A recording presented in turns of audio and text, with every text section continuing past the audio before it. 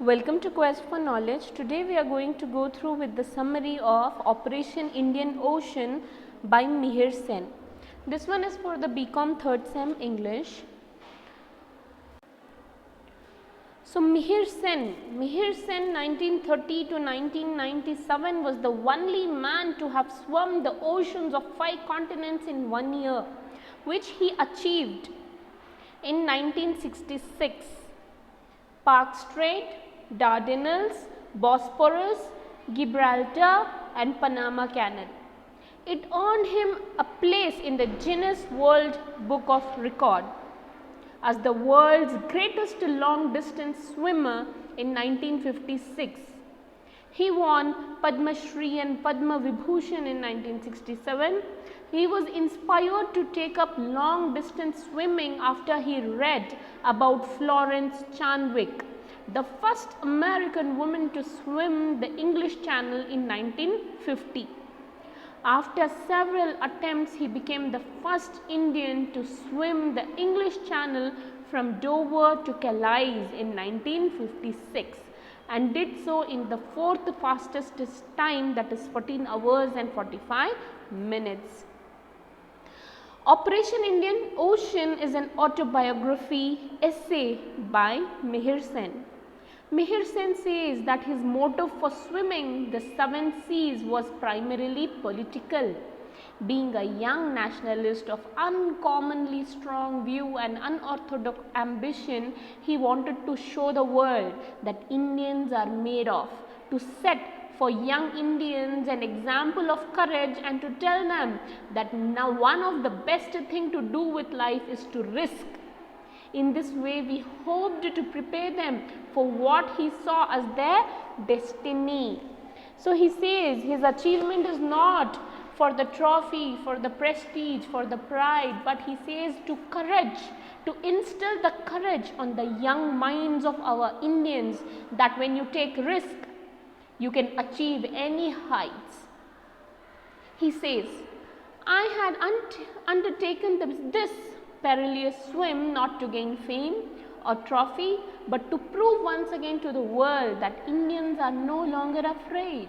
To the youth of India, this triumph will have dramatically demonstrated that nothing is impossible for them.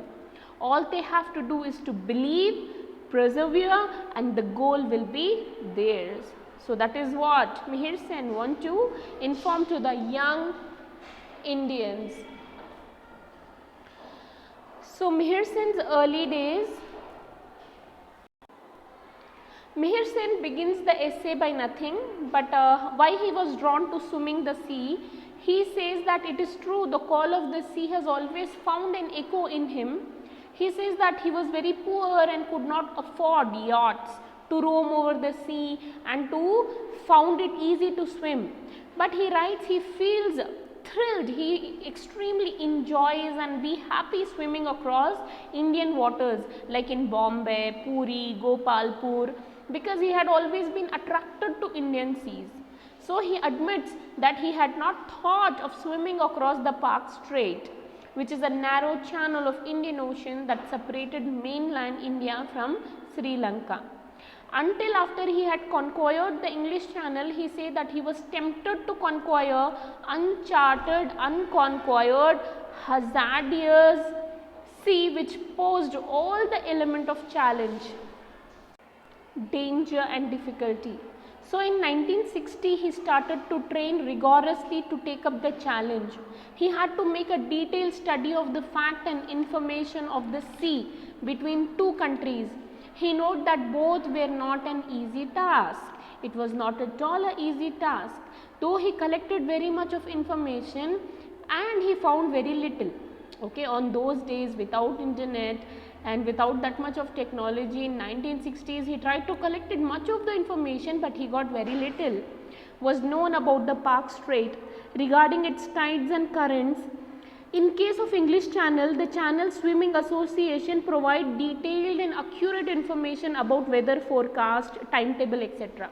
So English Channel means Swimming Association, who helps the swimmers regarding the information on weather, forecast, what is the tides and how is the weather, everything. They give the detailed explanation information to the swimmers. So it also provides experienced pilot, boats to hire, okay, and every other assistance for a swimmer who chooses to swim across the English Channel. But in the case of Park Strait, it was difficult to gather information which sometimes would be incorrect and misleading. So there could be any miscalculation, there could be any misinformation. So regarding Park Strait, the information could have gone incorrect also. The author analyzed that India and Sri Lanka experienced both the southwest and northeast monsoon, and he had to attempt to swim across the strait in early March, as it would be dangerous to cross it during the 6th month of monsoon and winter. So here he has to swim. If he want to swim, he has to swim in the March. After that, the monsoon season will get started. For the 6 months, he cannot do the swimming over there. Mihir Sen now writes about the possible hazards that a swimmer has to face while crossing the Park Strait. So what and all the hazard he has to go through? So swimmers might have to confront deadly marine animals such as tiger shark. So as you can see, this is the tiger shark, okay, hammer-headed shark and barracudas, okay, which are man-eaters. Barracudas are man-eaters. He assures us that shark repellent chemical are available. It is effective in keeping only shark away. But what about the barracudas? For the barracudas, they could be fended only with the rifles or with divers accompanying the swimmers on lifeboat. So somebody should be there on the lifeboat to accompany the swimmer. If there is any danger, they have to shot them, okay, they have to shot those animals who will all come on the swimmer's way. So now he informs us that due to the presence of the Adams Bridge, which is a chain of rock and sand in the Park Strait, it has a lot of deadly snakes. It has a lot of deadly snakes. He admits that we can avoid snakes in the day, okay, but it is possible to avoid reptiles in the day, but it is impossible to avoid snakes during the nights. And he notes that during his swim across the strait, he had observed some snake during daytime, where there were many during the nights.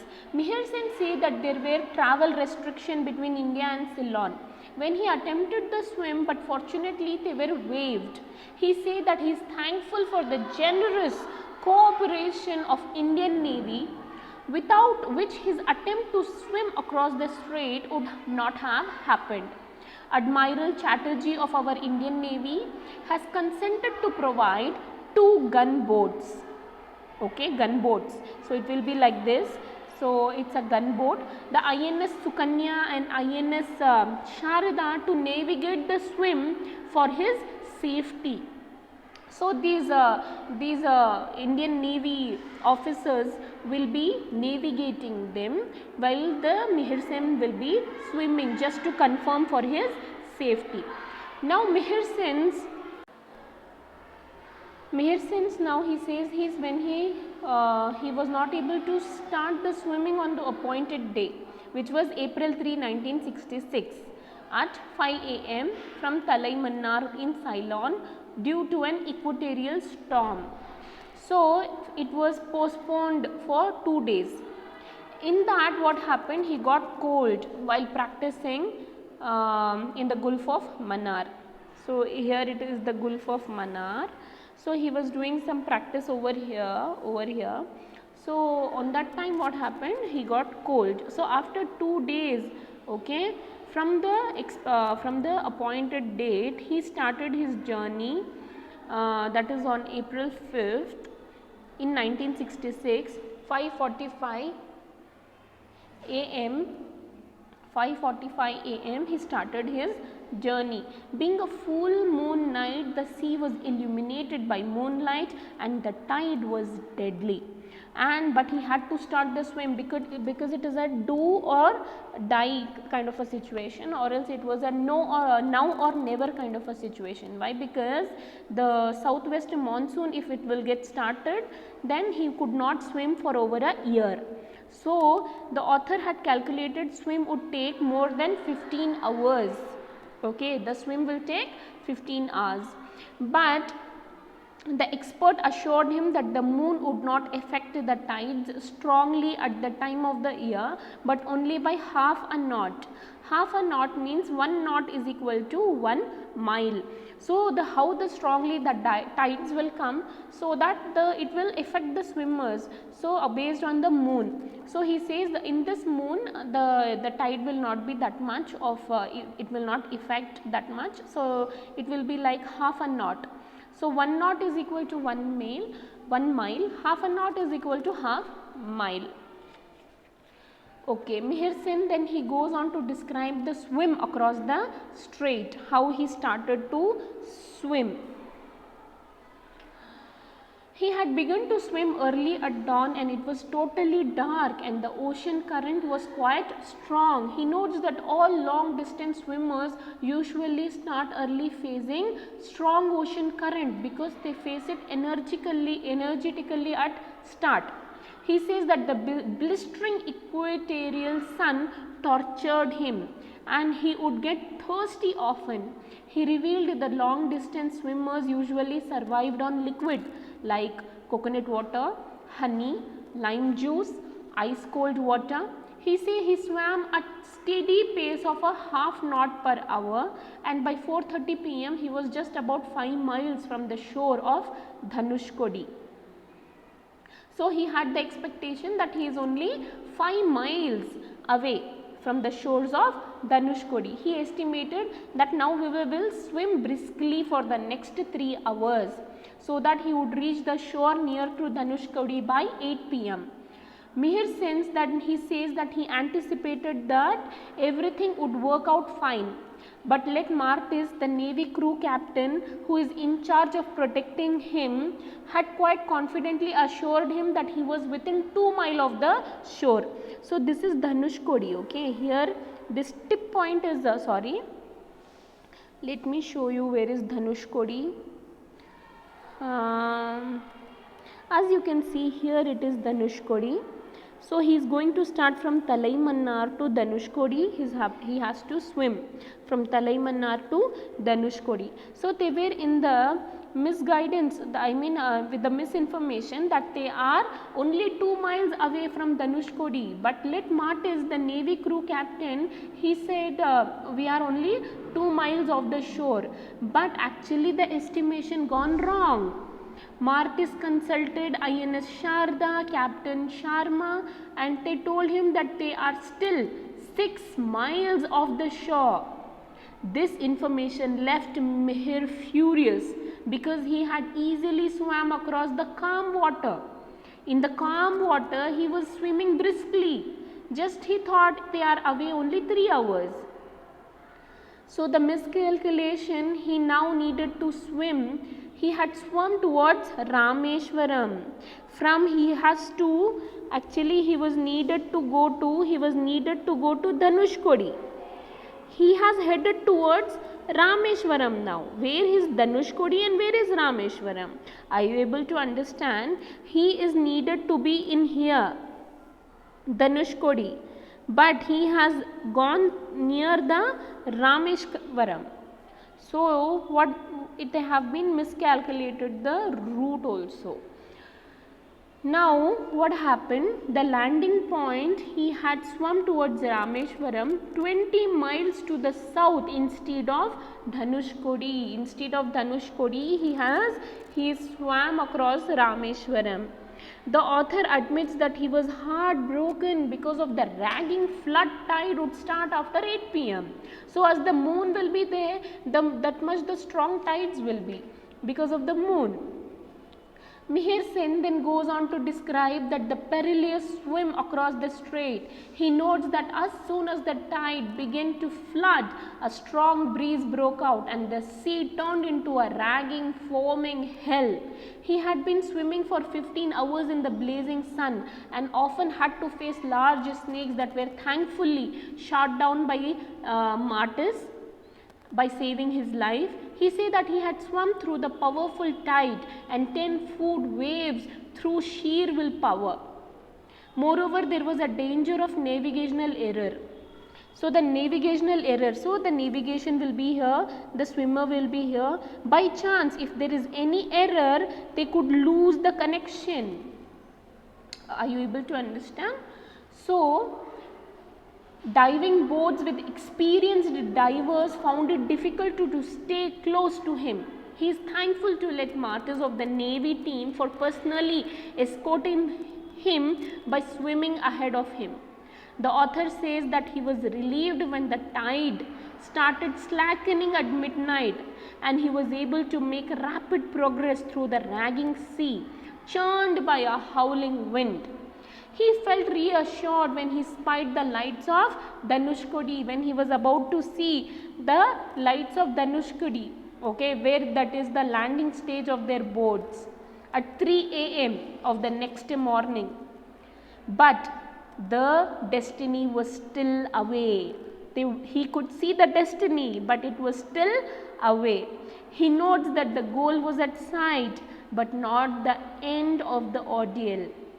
He still has to face more 2.5 tough fight.